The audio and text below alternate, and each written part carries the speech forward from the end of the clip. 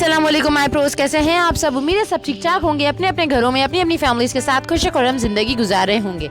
तो जैसा कि आप लोग जानते हैं कि हमारी न्यू वीडियो आ चुकी है which is about some details. तो वापस हाइलाइट्स देने का मैंने आपको सोचा कि मैं आप लोगों को बता दूं, जो मेहंदी की जो वीडियोस रुक गई हैं वो रुक गई हैं ज़रा किसी बिजनेस की वजह से।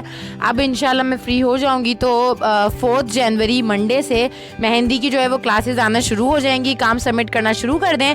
इसके अलावा हेयर स्टाइल की जो पिक्चर्स और वीडियोज़ मैं आप लोगों को प्रोवाइड करती रही हूँ, उसका भी काम जो लोग मुझे टास्क सबमिट करते हैं बहुत अच्छी बात है। जो नहीं करते करना चाहते हैं कि उनको गाइडलाइन मिले, तो आप जो है वो मेरी वीडियो से सीखने के बाद मुझे मेरे इंस्टाग्राम, जिसका लिंक मैं आपको डिस्क्रिप्शन में एंड में दे दूंगी, तो आप देख लेना, वहाँ पे आप लोग मुझे सेंड कर सकते हैं। यहाँ पे ये वीडियो बनाने का मकसद यही है कि सब मेरे इंस्टाग्राम पर मौजूद नहीं है, तो जो लोग नहीं हैं उनको अपडेट देने के लिए बताया है। इसके अलावा मेकअप और हेयर स्टाइल्स, बाकी चीज़ों की भी आप मुझे वीडियोज़ बना के सेंड कर सकते हैं।